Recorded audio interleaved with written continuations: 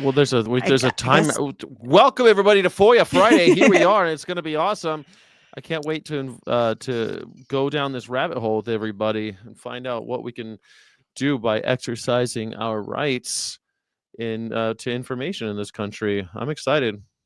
I'm excited too. And I just got some new FOIAs today, which I added to our rabbit hole page.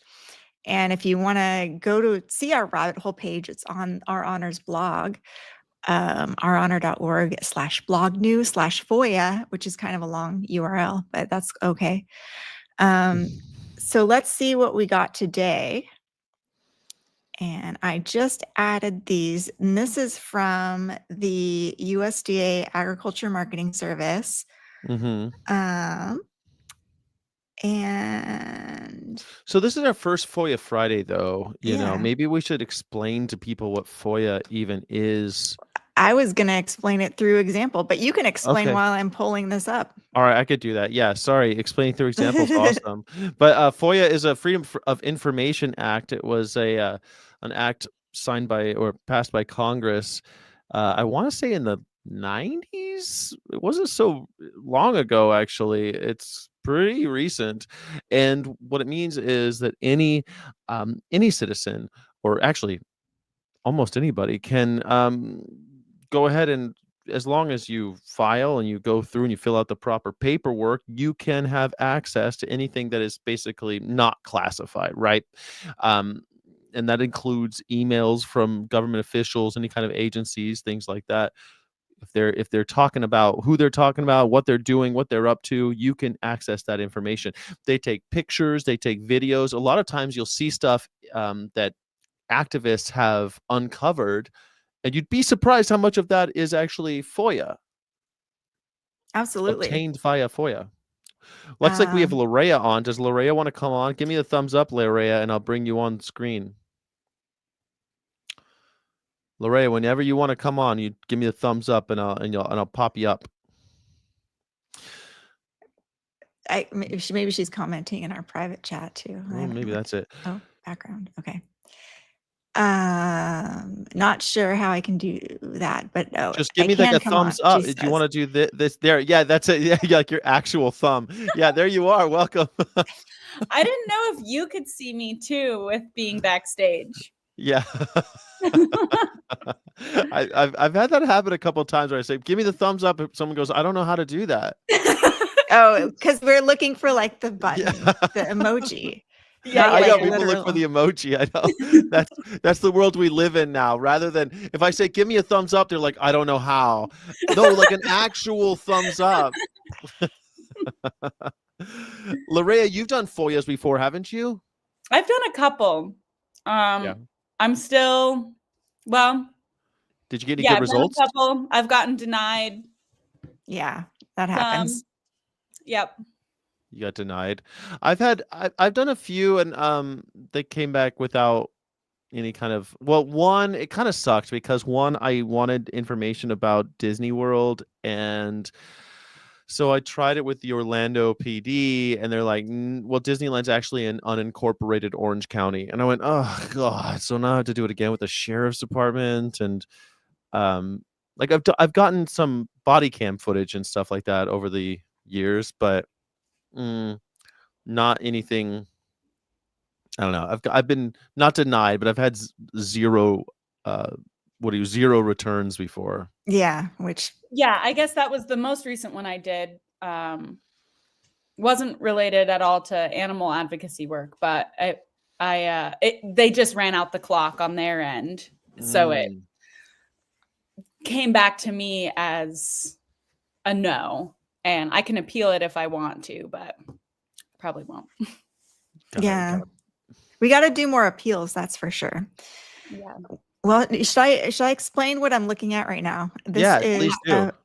I was very curious when the American Association of Bovine Practitioners wanted to change the name of avian influenza in dairy cows to bovine influenza virus A. And I'm like, what were the back channel communications around this? And so as soon as that happened, I pretty much submitted a FOIA request to the USDA Agriculture Marketing Service for like a month prior to that happened. So this is what I got in a very short period of time, just to see what was the dialogue around this. And I found these emails really funny.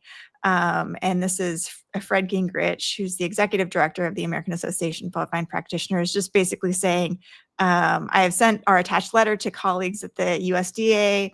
AABP believes that this disease syndrome we are currently experiencing in dairy cattle in several states in the US should not be referenced as HPAI in cows. This is not reflective of how the virus is currently behaving in cows.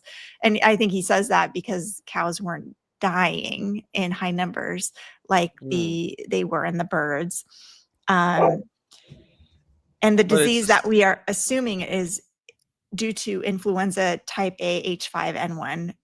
We will use, this is authoritative executive order by Fred Gingrich, BIAV, bovine influenza A virus, in our messaging, and encourage all stakeholders, allied organizations, state animal health officials, and diagnostic laboratories to align with our organization to have a consistent message. This is the keyword. If you want to play veterinarian FOIA drinking game, it is when you see consistent message in there, that is them trying to maintain consumer confidence. So remember that key phrase. And actually, you know what would be a great FOIA? Let's FOIA some people's email addresses for any mention of consistent message or consistent messaging. Consistent messaging. To each other as well as the public, please share this letter with your organizational contacts. SAHO, which is Animal Health Organizations, Society of Animal Health Organization, AAVLD, American Association of Veterinary. I should look that up. Somebody look that up for me. AAVLD. Yeah. As we learn more about the pathogenesis and epidemiology of this disease syndrome, our messaging may change. It's the American Association of Veterinary Diagnosticians. Yes. Like, so it's amazing how the American Association of Bovine Practitioners can just change the name and everybody follows. Including the pathologists who are describing the disease. Which is funny. However, I'm kind of jealous of that. Like, I wish we could do that. I know. We're just going to change the names. I've always loved that about, like, in the 90s, they changed because they didn't want to call them booby traps. They wanted to call them IEDs, and everyone just started calling them IEDs. Or if you ever notice, they don't like calling American soldiers snipers. They call American soldiers sharpshooters, but enemy combatants, they call them snipers. Oh, I didn't know that. I didn't. Or catch even that one. even like climate change instead of global warming, because global warming had started to catch on, and people are like, no, it's climate change. It's less spooky. Climate change makes sense because when you say global warming, people are like, wait, but it's not just global warming. It's cold. It snowed today. You know, people don't get it. Like, they don't get average global temperatures have increased, and you know, there's fluctuations and all of that.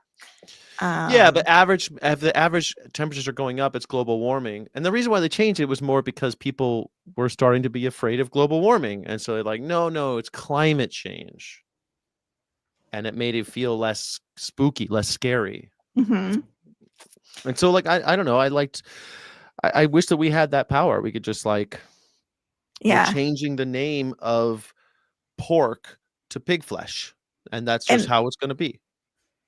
Or slaughter-based pig meat or something. Yeah, slaughter-based pig meat. Yeah, exactly. Sky is exactly right. You could stay Johnny Vegan Seed. I like you. You could stay.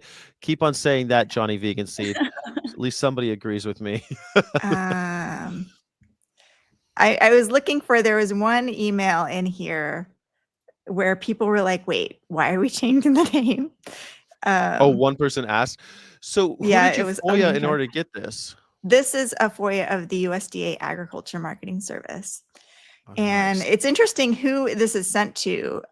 You have Keith Paulson of Wisconsin, University of Wisconsin, You have the state, a government official in Ohio here, Gail Golab of the AVMA, Harry Snelson of the American Association of Swine Veterinarians, which is interesting. Like, why do they care?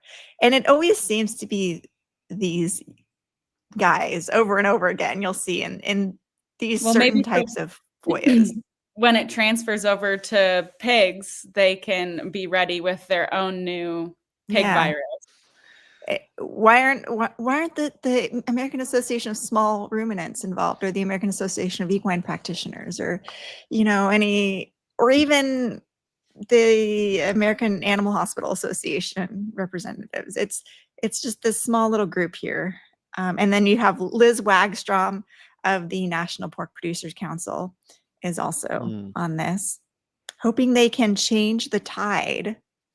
What does that mean exactly?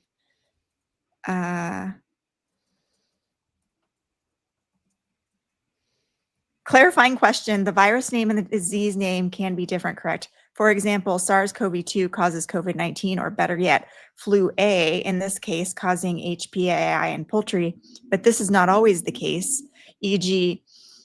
ASFV, which is African swine fever virus causing African swine fever, I guess. Are they requesting a virus name change or a disease change? Was there a response to that one? This, I do not think I got a response. Let me scroll up. Oh, here, I love this question from Marissa Rotolo of the Pork Board. Why would we call it bovine influenza? It's like, why would we call it bovine influenza? Very good. I mean, do we think we should name them after species anyway? I mean, we shouldn't be calling him bovine influenza if humans can get it. Or here's the funny part: what 40 plus species have gotten it at this point, but only when the cows get it, suddenly do we feel the need to change it to. Oh yeah, we need to change the name. We didn't call it polar bear virus when it, You're right. They didn't call it penguin virus, penguin flu. Feline influenza virus A. Feline, when it yeah. got into cats. When the cows get it, we gotta change it. Well, technically, we at times call certain strains of SIV or swine influenza virus. The flu family is just so big and affects so many species, though at the same time can also be somewhat species specific at times, that it gets confusing, at least from me. My point here was the virus should not be called out in the disease name. Call it influenza or give it a more specific name based on the disease it caused, like high path. I see your clarification here. But in the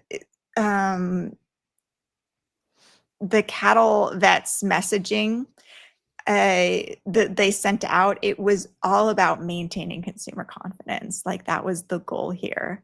And I loved ProMed did a response to this. This is the Society for, what is the ProMed? Infectious Disease Society. Basically, they called out the bovine vets and were basically like, we do not want to give the public the idea, we don't not want to deceive the public or give them any indication that we are trying to do so. And basically the veterinarians always end up doing this too. They said that too. It was a very kind of snarky message.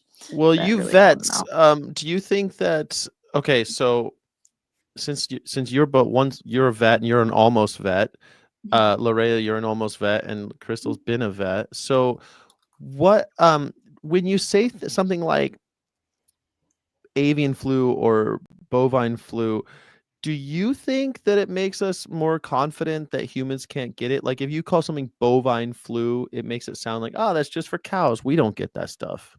It does make it sound very specific, because if you look at some of the diseases that we get that like are transmitted from different species, it's not like something that comes to mind is malignant catarrhal fever, which comes from the ovine, so the sheep herpes virus, and it can infect. Sorry, we have That's okay. dogs. You shouldn't be bothered by that. Everyone has dogs now. 50% of American homes have dogs now. Oh, she's gone. She's she left us with herpes and then bounced. You can't mention herpes and then leave the chat. Okay, here you're back. So you need to turn your mic on first and then tell me about these sheep herpes that everyone's getting. So it causes a disease in cows and bison called malignant catarrhal fever.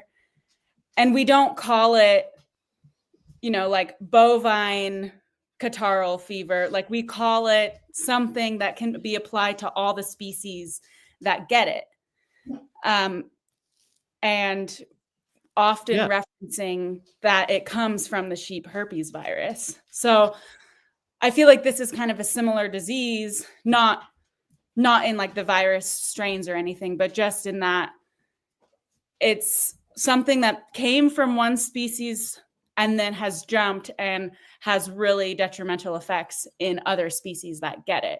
And we don't differentiate that with other diseases that have a similar pattern. Right. I guess that makes, because I've never heard of this malignant catarrhal, what'd you call it? Syndrome? Virus? Fever. Fever. Malignant catarrhal fever. I've never heard of it. I think immediately about SIV and HIV, right? Like it's weird to me that it just sounds like simians can get it. They're the only ones who can get it. And no, actually humans can get it too. It's HIV. But can all animals get it? I don't even know. It seems like every animal should be able to get a version of SIV. I mean, rats get it, don't they? I mean, they give it to animals in order to test on them. How are they doing that if it doesn't affect all of them? Then how could it possibly be HIV? I mean, it just seems weird to me that we're naming viruses after animals to make it sound like humans can keep exploiting animals. You know what I mean? Yeah. It's really strange. I mean, that's what we'll find with a lot of these FOIAs is how important it is to maintain consumer confidence and how they go about using language to maintain consumer confidence. So I just navigated to the USDA FOIA page, and I'm just showing you all of the FOIAs I've submitted so far. We've got probably more than 3 pages. No, just 3 pages. Back since 2021, I've been submitting FOIAs. But look at all these. These are the FOIAs I've gotten back, but a lot of these I've requested them via email, so they're not on here because I don't like to have to navigate to this page and download my FOIAs. I like them all in my email box. So you go to USDA.gov. This is the demystification of this stuff right now. And you just go to their FOIA page. How do you get to the FOIA page? Is it hidden? You put in Google, your Google machine. Okay, Google USDA APHIS FOIA.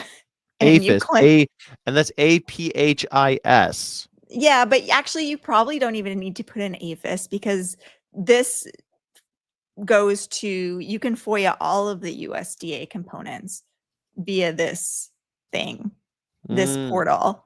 But I usually just put it in USDA APHIS FOIA because it pops up. Oh, you know what? It's funny. I didn't even, I literally just said it out loud and it brought me there by accident. My phone, because I said Google, just got me to that website by accident. So it's easily done. It's really fun, easy. So FOIAs of the USDA don't cost anything, at least for the Agriculture Marketing Service, APHIS, I think others, they've all been free, and we request a fee waiver because we're a nonprofit and we're doing this for the public good. It's not for commercial use. So yeah, but if you do FOIA like state ag departments, sometimes they'll charge you money. But this is why we love to FOIA the USDA because it's free and they usually give us really good responses. It is just very slow. And some of these things have taken years. When you say money, let me just butt in, because when you say money, it's usually like $25 if it's like a police a police department or somebody, but they normally don't charge you actually. It's like it's more of a hassle for them to get the money, and they don't charge you up front because they don't know if your request is actually going to yield any results. So Yeah, but I have gotten like estimates of this. This is going to cost you $9,000 from like really, the Iowa Department of Agriculture or whatever. So that happens, and I'm just like, well, I'll figure out another way to get this information for cheaper, or I'll make a post and see if anybody wants to donate to fund this FOIA. So yeah, and Crystal, how do you know if they sent everything? I mean, you don't know if they send everything. You just don't know. And this is why it's important to do a variety of different FOIAs, because I have done like one FOIA of my name and gotten stuff that was unredacted. And then I did another FOIA of my name later, and all the stuff I'd gotten previously was now redacted. So you just got to keep trying and going about asking different people and asking for different emails too, like, and figuring it out that way. So, so yeah, I'm gonna now. I guess you pull never up. really know if they're giving you everything, but No. that's part of, I guess that's one of the beautiful things about bureaucracy. It's really somebody sitting in a room who is processing FOIA requests all day. Are they really going to take the time? And sometimes they will, of course, but are they really going to take the time to be like going through and every email to take out stuff? Probably not. Yeah. They don't have the time for that. They're just another person trying to get their job done for the day, clock out, clock in, clock out. Yeah, and they are supposed to give a justification for what they redact and why. So that's also timely. So, but you don't know what they just didn't include or what they redacted. So I'm gonna just kind of draft a new FOIA based on that previous FOIA. So and I'm interested in more of that, those communications surrounding bovine influenza virus A. I only asked for records up until August of last year. So sure, there's a lot more that since then that we didn't get about bovine influenza A. So I'm going to change the date here from that to the present date, which is 3/14/2025. Got to change it up here to August 9th, 2024. So what Krista likes to keep this in the document on Google Docs so she can reuse the same language over and over again. It's a good rule of thumb to do that, because if you're doing a lot of these, a lot of it's going to be boilerplate. Yeah, totally. And it's just easy. I don't remember why I asked for these people's names, honestly. But Jim Pillen is an interesting one, and I'm kind of interested in that because he's the governor of Nebraska, don't you know? He's a veterinarian and a hog farmer. So I feel like Farm Bill and Eats Act stuff is still relevant. And I don't see anything wrong with keeping those people's names in. It might be quicker if I ask for specific email addresses instead of like having them search through the entire checkoff programs. That's a lot, and it takes a long time. But if we ask for specific emails, that'll be quicker. So let's look at that previous FOIA document that we got and see if we can pull up some specific email addresses that were talking about this in the first place. Like for instance, I wish I could add 2 screens to the stage. No, you can't.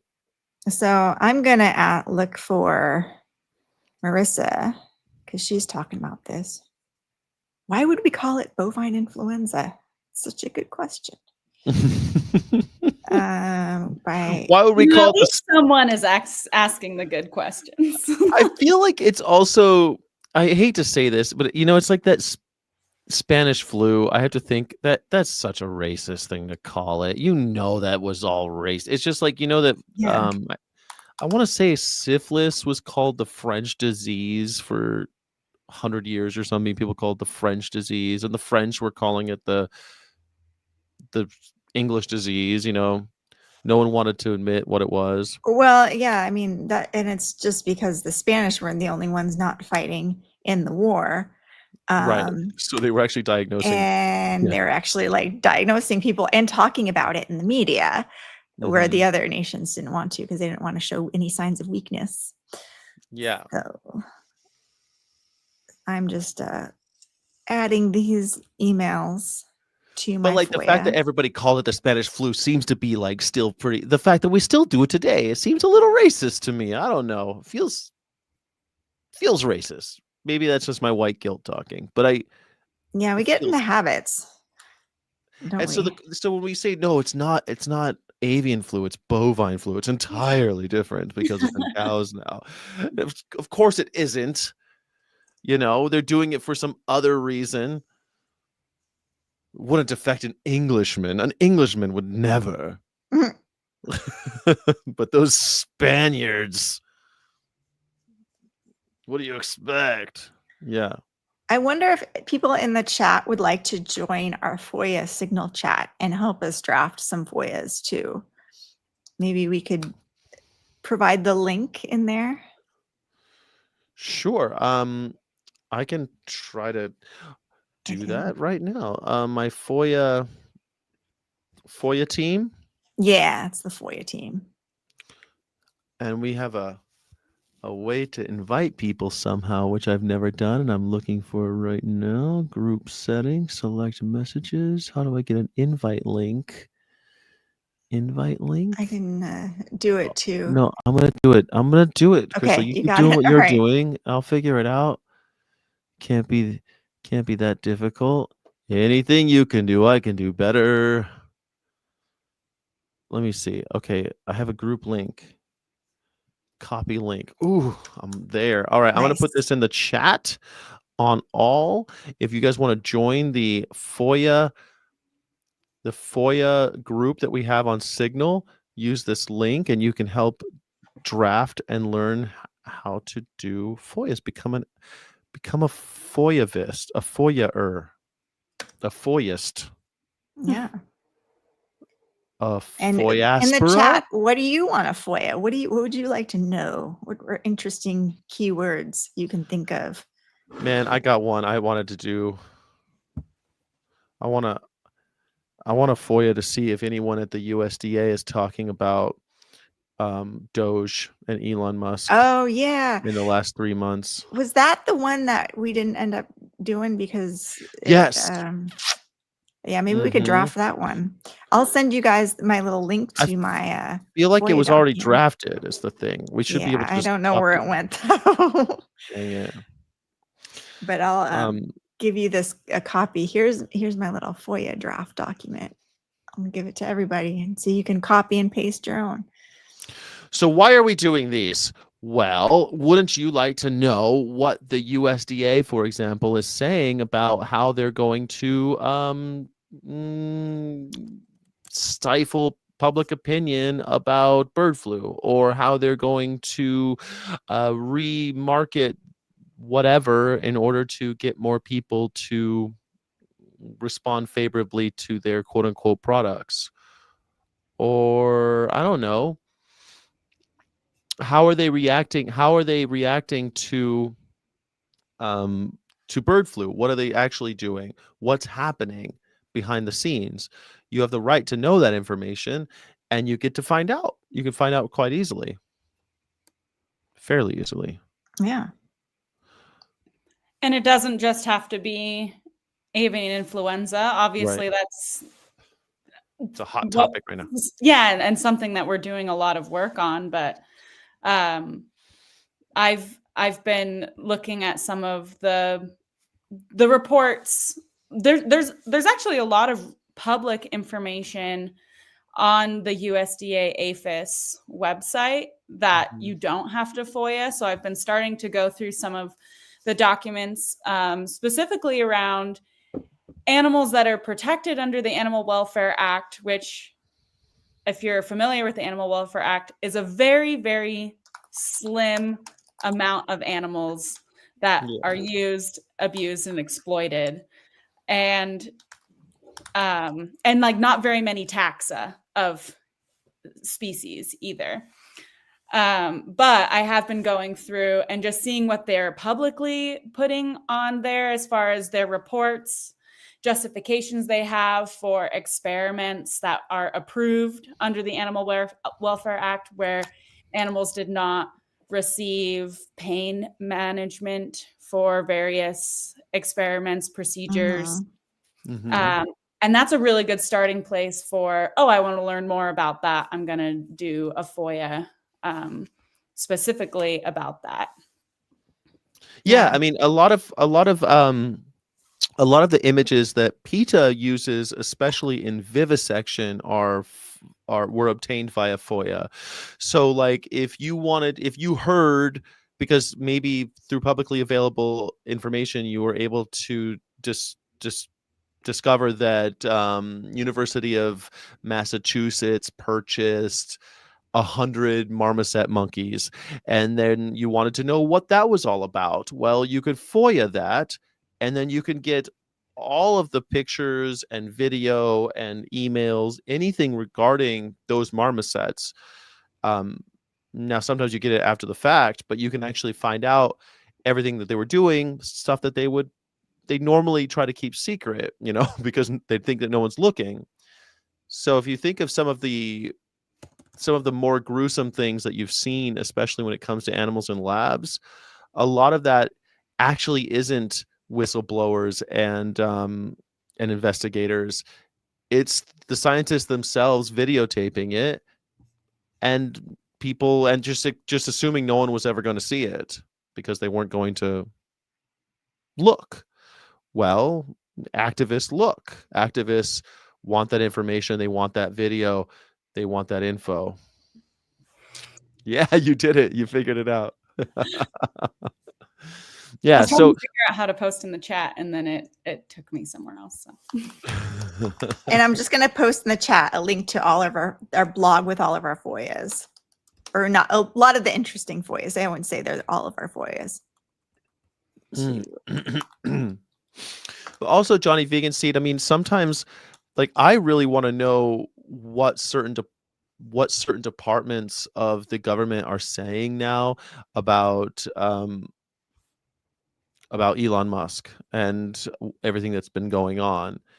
They've been emailing back and forth. That every time all these layoffs and everything, there had to be just a miasma of emails going around, people not knowing what they were doing, what's happening.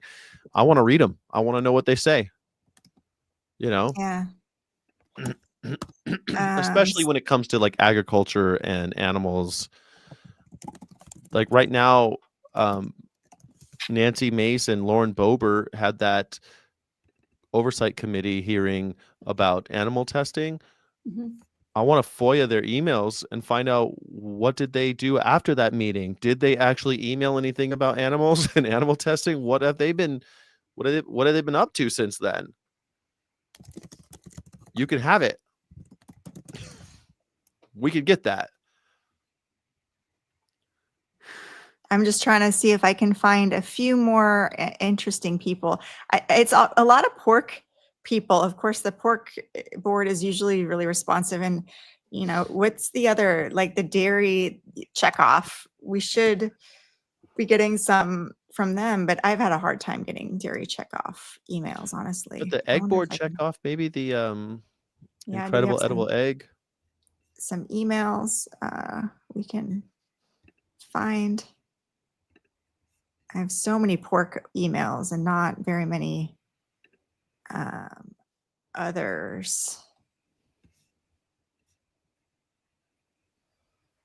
But oh well, this is a good start, I guess. and just reminds me that I need to find more email addresses of dairy and egg people for sure. So, to or from.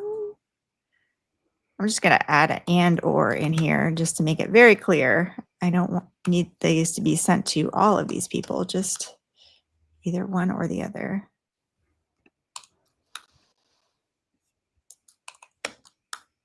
Oh, that's a great FOIA price idea. fixing or inflation planning.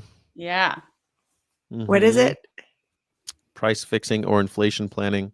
Yeah. What would be a good word? Oh, and what was another word we wanted to, the consistent messaging. Let's add that to this one. How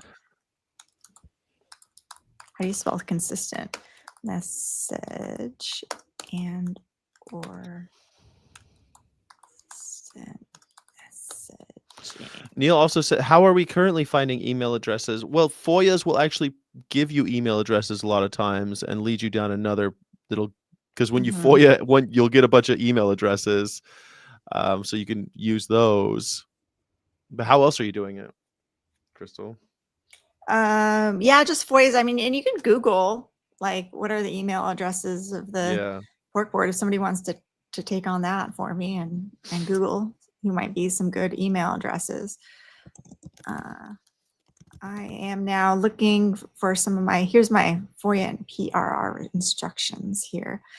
So I'm just like looking for the language I usually use for a fee waiver.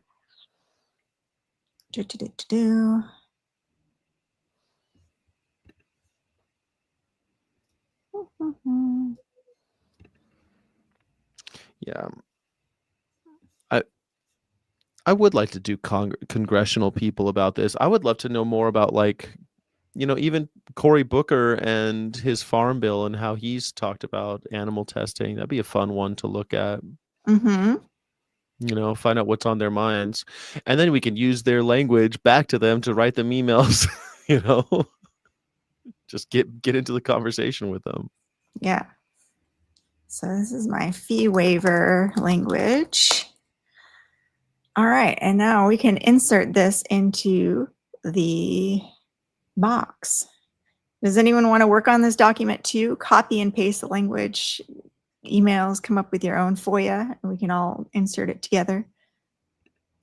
Let's see, I'm going to stop my share my screen here and add. So how would they do that, Crystal? They use the go to the link, the Google Doc link, and, you know, on the same document, use your own.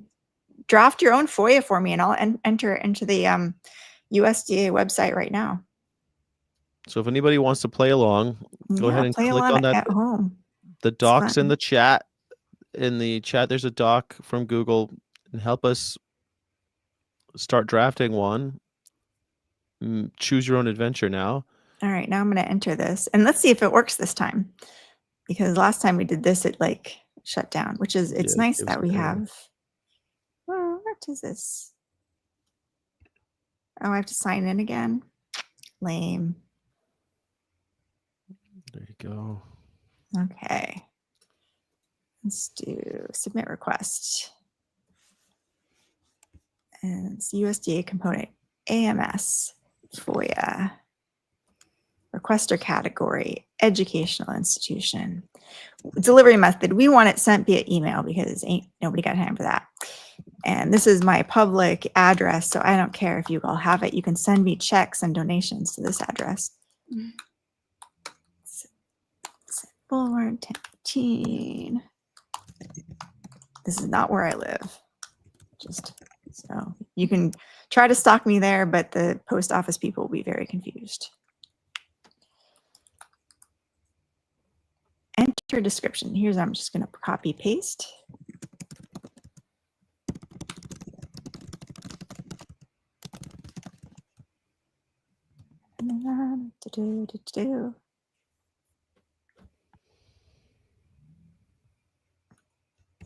And the date range we're doing is August 9th, 2024 to today.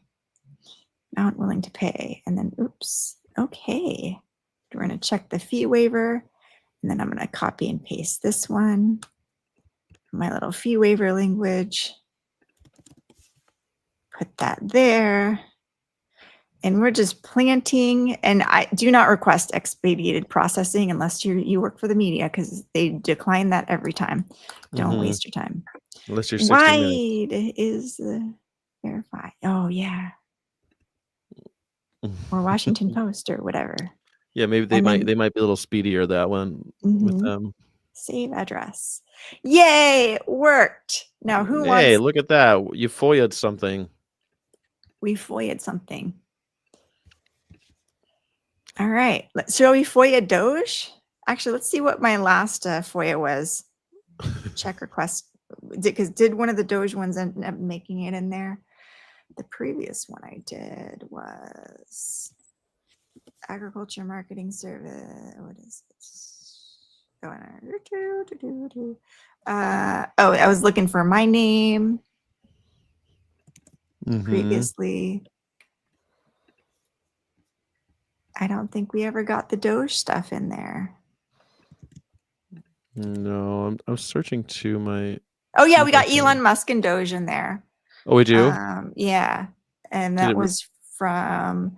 We could submit another one because the date ending there was February 16th, 2025. So we could do an updated date. And we could do some specific emails too. See if we can get something quicker. Yeah, maybe. And copy and paste that right there.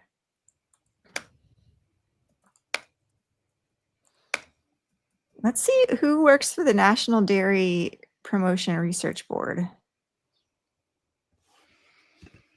I'll switch my screens here. I'll stop screen sharing there. Let's see. Let's see if we can find any National Dairy Promotion Research Board emails. There's, well, just on the website, there's just their main contact. Oh, let's see. There's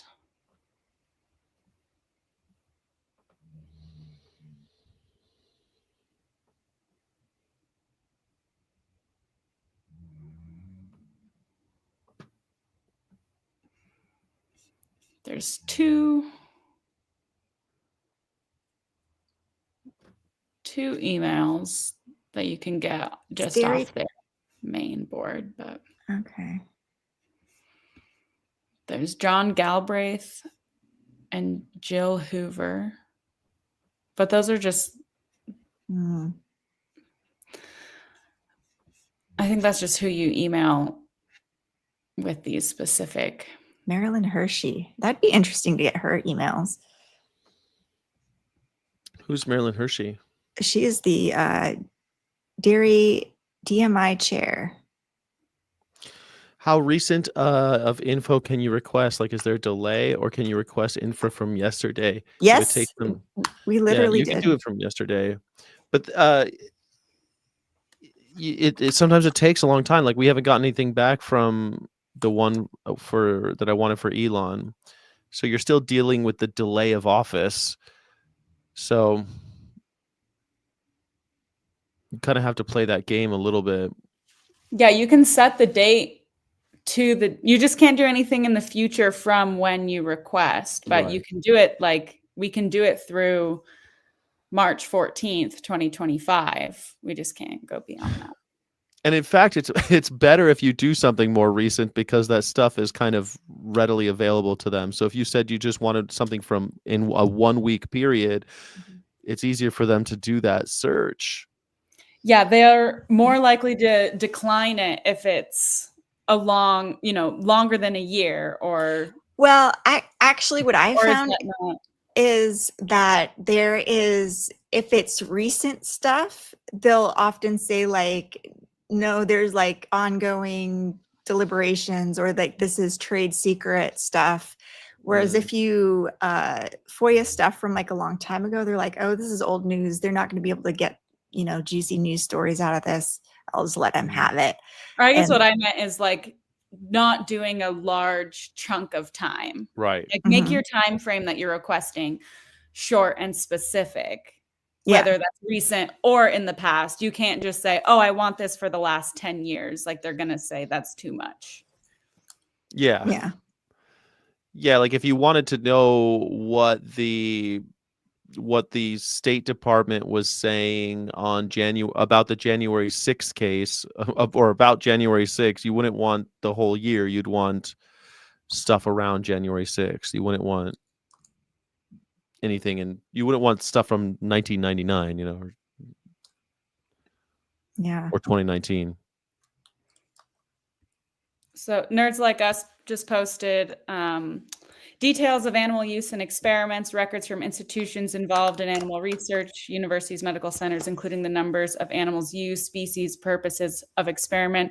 So this is what, and I don't know if you're referring to, in the Signal chat I just posted, the APHIS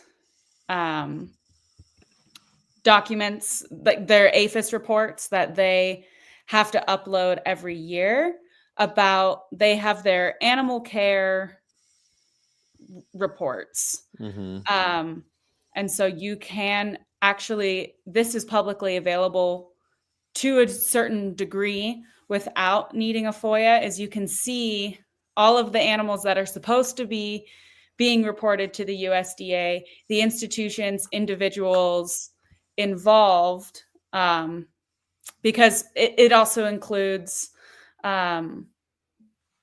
like roadside parks that have exotic captive wild animals that are supposed to be inspected by the USDA. So it can be individuals and it can also be entities. And you can see they have columns that tell you the number of species or the number of animals for each species category.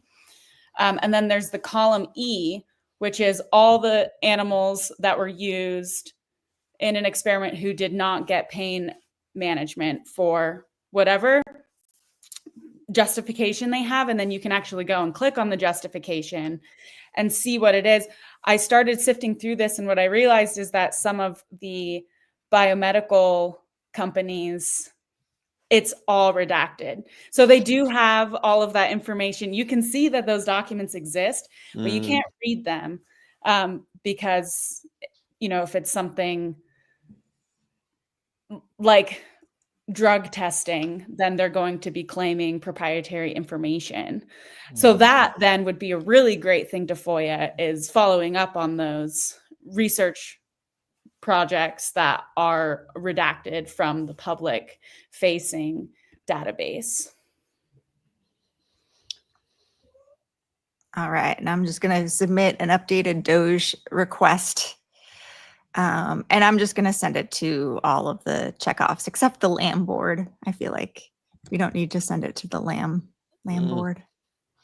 But once you email, and unfortunately, it's kind of tedious. Have to fill in my contact information again.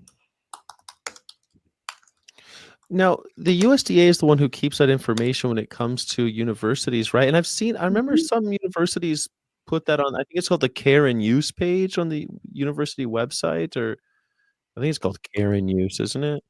And sometimes they'll tell you how many of each species they have right there on their website. That's just readily available. I've found, because I've tried to look at my own universities, and maybe I'm not looking in the right places, but I've found it hard to get that information starting at the university website portal. And I'm sure it is a web page that exists, but I don't know if it's easily navigable from, like, what I've found is I like there are some web pages that, like, there's no way to navigate to it unless you know the specific URL. Yeah. Because I did try to find that at some of the schools that I've gone to with, that I know have pretty extensive laboratories. And trying to get information, and it's very parsed down what you can see. But if you go to the USDA Animal Care Search Tool, you can see their research facility animal use annual reports. So they won't have anything for 2025, but they do have up through 2024. They also have inspection reports, so you can see like the current violations that different facilities have. And that also includes individuals. But And that's those through the USDA, right? Yeah, through the USDA APHIS. Huh. Yay. So we got another one submitted. Yay. So I wonder who interfaces with APHIS from Washington U, because on their Institutional Animal Care and Use Committee page, they have some email addresses. The Janine Braden, Associate Vice Chancellor for Research Integrity and Ethics. Do you want to share your screen, Sky? Yeah. When I was on my first tour with PETA, I did I got used to checking these pages, because I would appear on a campus and I'd like, well, what are they even doing here? What kind of experiments are they up to? And so I would research every one I went to. Right. Yeah. So through their IOCUC page. Yeah. IOCUC. Don't say that. But Cook. IACUC, IACUC. I wonder, like, what if, are these people directly interfacing with the USDA, like the manager of Institutional Care and Use Committee? Like, mightn't they, Allison Overmeyer, be emailing back and forth with the USDA? Wouldn't that stand to reason, or am I out of bounds here? No, they do, and that's whoever is like on the board of the IUCOOK committee at all of these academic institutions, and I guess they don't have to be academic, they're just research institutions. Their board, they're the ones who approve, and then they're also the ones who have to communicate to the USDA and report back what is happening and fill out these forms that then can be posted on the USDA Research Facility Animal Use Annual Reports page. Let me see what city or Washington. Let me see if I can find on the USDA specifically for Washington University. Is it Washington? It's not University of Washington. It's Washington University, right? Is that the same thing? The one that you're looking at is Washington University. This isn't yours? No. Dang it. I get them confused. I'm sorry. I'm not from there. Washington University is in Missouri. Oh crap. I said Washington State University. My bad. Washington University, of course, is there, huh? So it's this one then. Institutional Animal Care and Use from. That's you. I know that logo. Yes. So I can go to theirs. Oh, look, they have their SOPs available on your school's, as every SOP about how they deal with the animal feed storage, minimum standards of rodent husbandry, compounding drugs and chemicals. It's kind of interesting. But they also have some emails. Alan Extrand.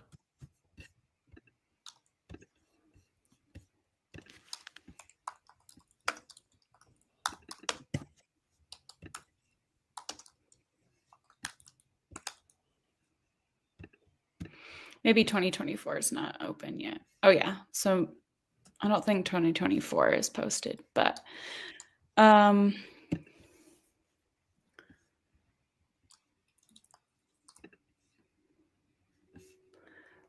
me.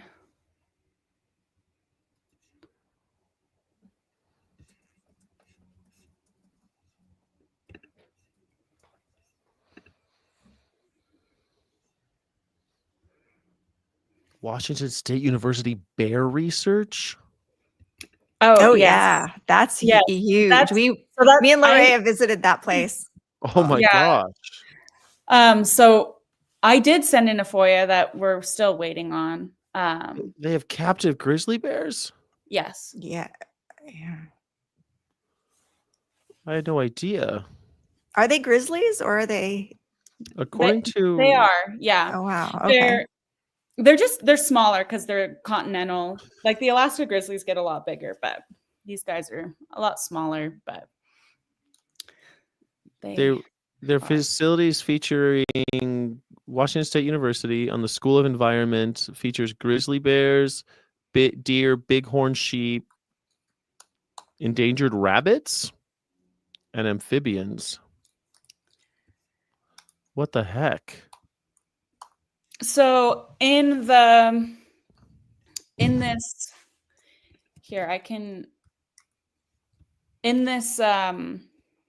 USDA APHIS report at Washington State University, for example, they have these columns. I don't know if I can I'll put this in the chat. You should be able to. Wait, hold on. Maybe you can share your screen. Hold on a second.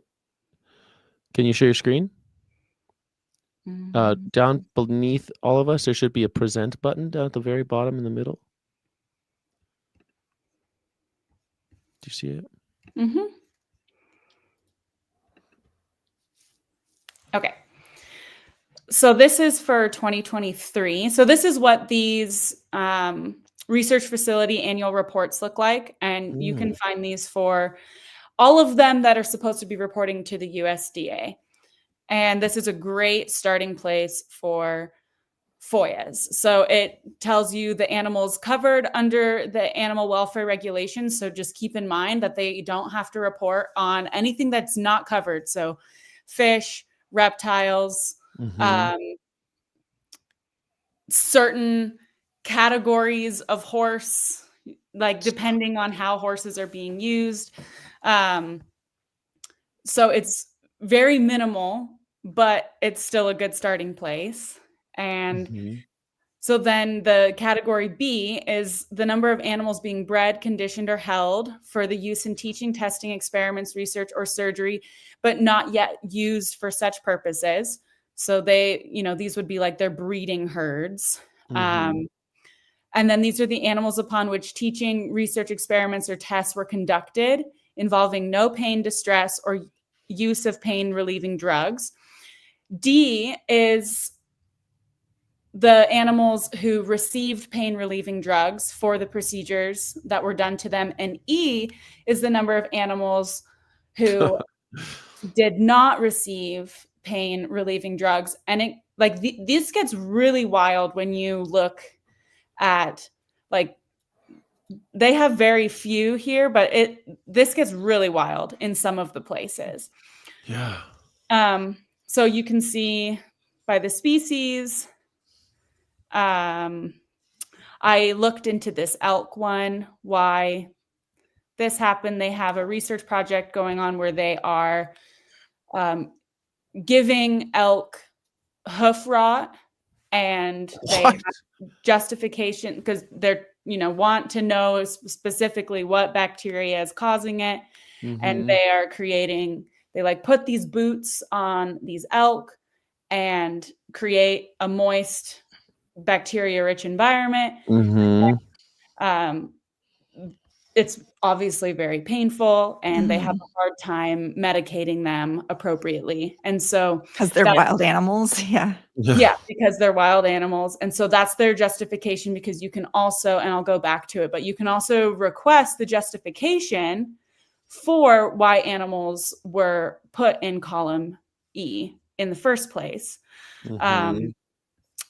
So you can see, we had in 2024, there were 11 grizzly bears who were had procedures done to them. I think there's 11 total in their research population at that facility.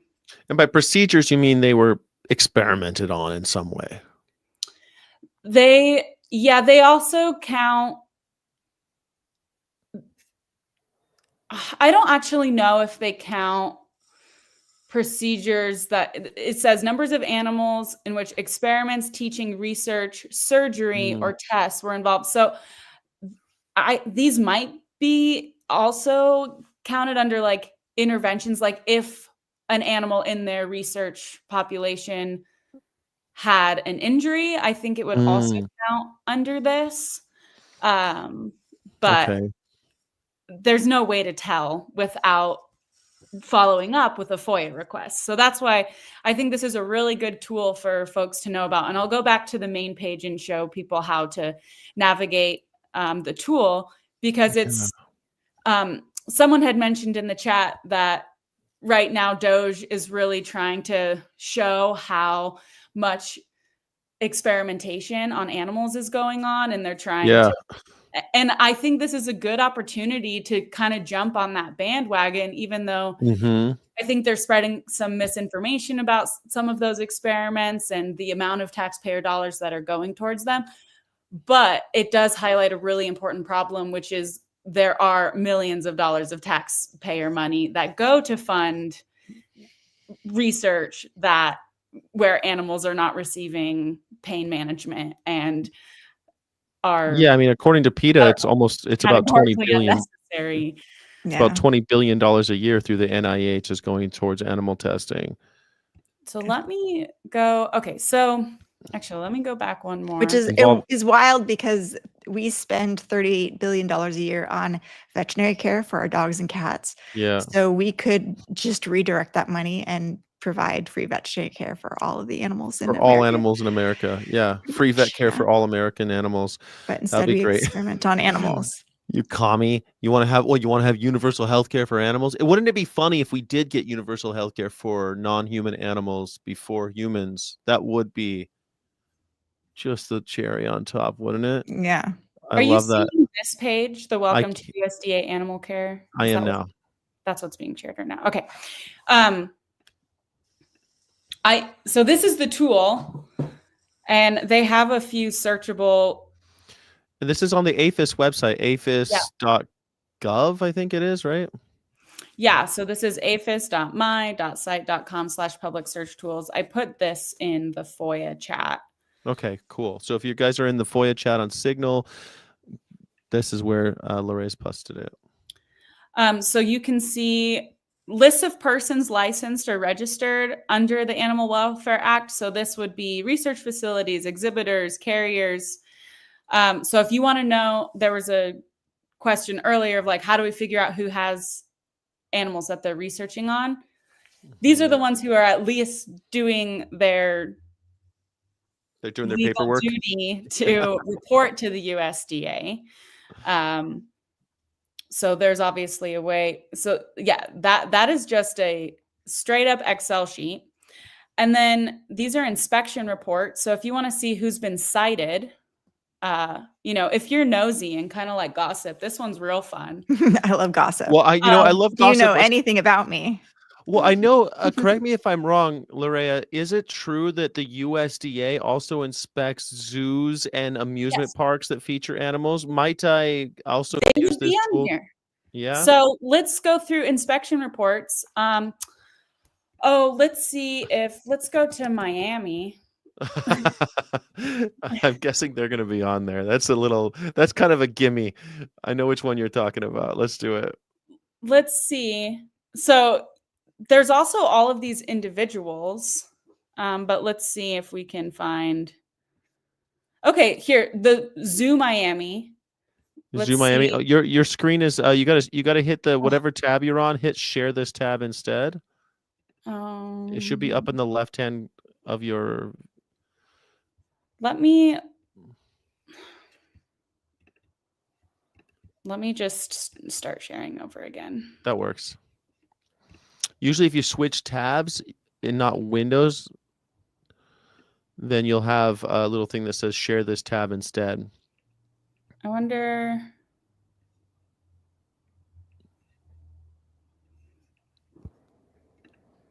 Can I just share my entire screen? Yes, you can. There you go. Cool. Oh, we're back to where we were though. Are you sharing your screen or? Yeah. Okay, let me go to this tab.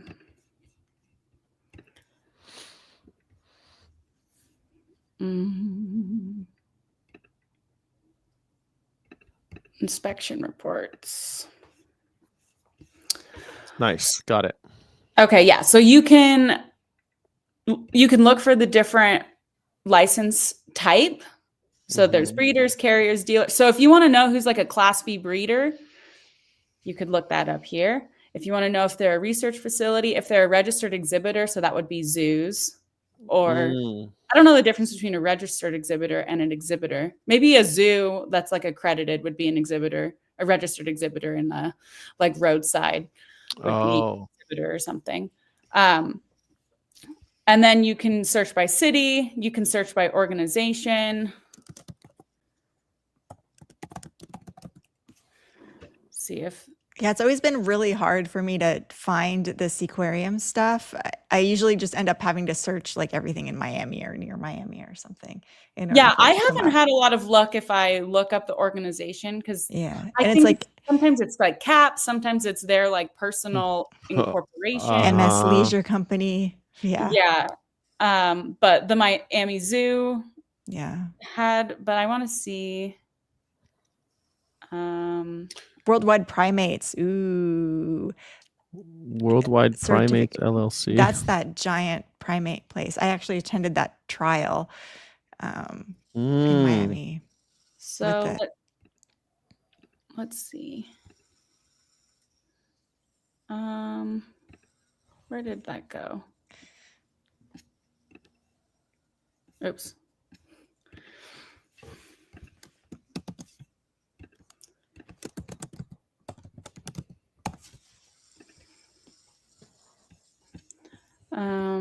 Okay, so if we look at their inspection report, so sometimes it pulls up and says that there's nothing. Then you have to click on like view registrants, and then like it's so buggy. You end up having to click around and then you'll find it. But let's see if because there's two. Let's see if we can find the second one. If we can view it. Okay. So then it gives you a PDF. Are you seeing this PDF? Negative. Share this tab instead. Okay. Perfect. So then it doesn't give you a lot, but then this would be a really good thing if you wanted to FOIA if it was a public organization, or because it's USDA, you could FOIA them and see what their non-compliance was. You could FOIA this inspector, Danisha Bullock, the name's really small, and give me all email communications about mentioning Worldwide Primates or mentioning this customer ID number, mentioning this address. Yeah, that would be good. I like that. So to answer the question of like, how do we know who to FOIA is if you go through these and you find the veterinary medical officer or the field veterinarian who published the report, that's at least if you have their name, then you'll get their email, and then you'll get emails in return if you requested emails as part of your FOIA, and then you'll get all the emails email addresses that are at least government that were not redacted, and then you have you got to just do one to then get all that information to so yeah, these aren't super juicy, but you can see a lot of them, because I click through this periodically. A lot of them don't provide appropriate veterinary care. I feel like that's one of the most common citations that these exhibit facilities get. So yeah, that. Is there a second page to this? Oh yeah, it tells you the species that were inspected. So this is saying these were not compliant. No non-compliant. No non-compliant items were identified during the relicense. So they came by. This is a scheduled. How many animals do they have? This is where you see the count, the numbers. Oh yeah. Total is at 7,000. It's very small on my screen. 7,000 Total animals. 7,207. Wow. Oh my gosh. And it tells you the species. So there was only that, but Still, it gives you kind of you're playing Sherlock Holmes. You're getting the spores, aren't you? it's You're a on the really good starting place. yeah. And so that's just the inspection results. Or inspection report. So then you can do enforcement actions, and you can see, I don't think I've even looked at this one to see what, oh yeah, no, I have looked at this one. This is where you can see what enforcement type these different places have gotten. And Steve Martin's Natural Encounters. What the heck? so we can click on that and see. Official warning. Notice of alleged violation, huh? Handling of animals should be done expeditiously and carefully as possible in a manner that does not cause trauma. So, it tells you what. So somebody wrestled a monkey or something. Somebody did something that handled that animal improperly. But then here you get the name of the APHIS official. So if you wanted to know more, then you could FOIA this APHIS official. Or call her. Or call. Yeah. I don't think she's going to tell you much, but there's a I don't know.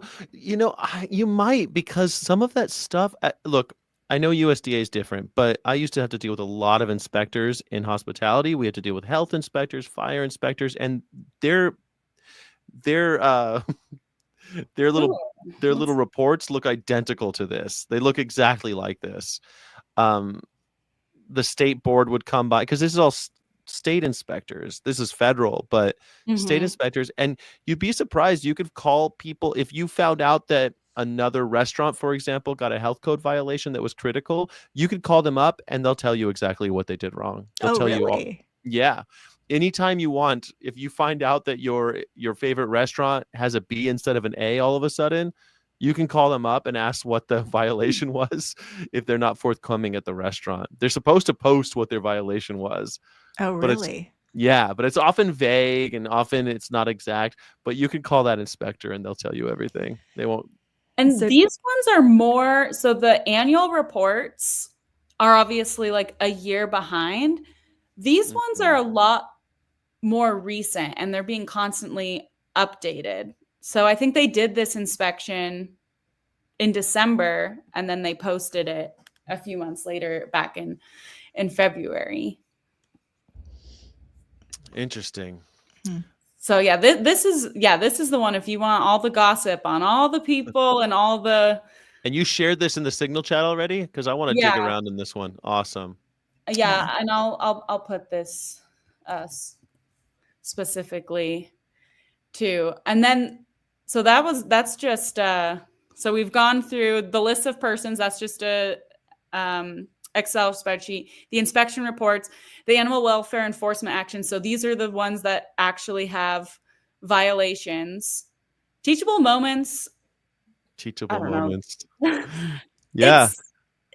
Teachable moments is what they call it. And that's what they had. That was a moment where the inspector had to say, hey, instead of doing it this way, you might have to do it this way. Hey, I saw you wash your hands like this. I need you to wash your hands like that, to show that the inspector does their job and educates them while they're there.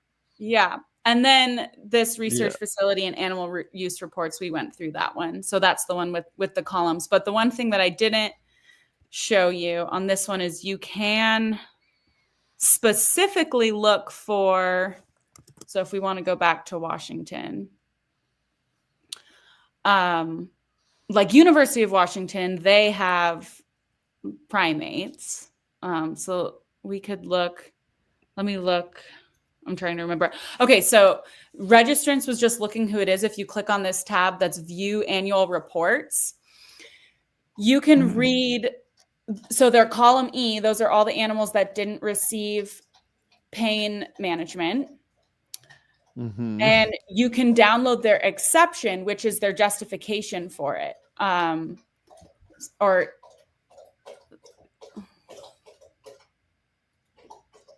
So this was was this? This is saying their justification. So this is what they did. This was their, column E explanation. So this is what the procedure that they did, and this was their justification for it. And so these are really interesting. Did you click on it and it pops up because it's not sharing on our StreamYard? Oh, sorry. Here we go. Yeah, there you go. I don't know. I'm so bad at this. And I can't, it's very small. You're on my screen, so I can't read it. Okay. So this was, they had 20 antelope ground squirrels where they did not receive pain management for, let's see, what did they do? They had the time restricted. So they had restricted feeding, and then they were placed in continuous darkness and deprived of food for 72 hours to determine their free running periods. And then they were returned to at-will feeding for 2 weeks. So then they justify why they needed to do this. And so this would be another thing that you could FOIA. But I wanted to find one that is like California has a lot of drug companies. Let's see. Are you on a different screen now? So if we go back to our annual reports, then we have California. Here's pharmaceuticals.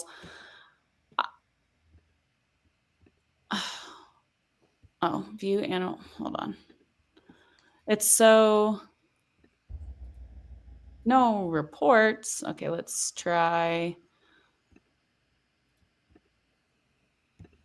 We might have to save this for the next episode of Foia Friday because we're going deeper. We are going we're over. Anyway. We're over time. But we can put a pin in this, and this is what leave it on a cliffhanger for next Friday, Foia Friday. Yes. Can I just have one? I'll show you one last thing, a juicy thing you can get via FOIA, and then we'll leave it at that. This is back related to ventilation shutdown. And this is from the National Pork Producers Council talking about using ventilation shutdown in pigs back in 2020. Saying, I did suggest our state execs study the animal cruelty laws in their states to determine if there would be liability to prosecution if they practice VSD or even mass euthanasia. I've been staying awake, probably what you meant, worrying about this too. So you get communications like that, them realizing that they might be breaking animal welfare laws with the things that they're going to do to animals. And that's I think important to bring to the public's attention. Indeed. Yeah, that's so. I kind of can't believe they put that in an email. Well, National Pork Producers Council is not a FOIA-able government agency, so they're not as careful. But if they are sent to the National Pork Board, then we get their emails. So that's where we get the juiciest stuff, is these private companies sending emails to government organizations.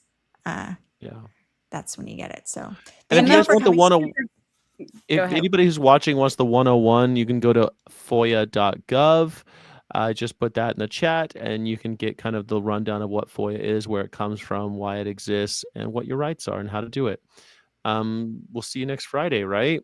All right. We'll see you next Friday. Don't forget to subscribe to Our Honor on YouTube, Skyjack Morgan on YouTube, and Our Honor on X. And Crystal Heath on YouTube as well.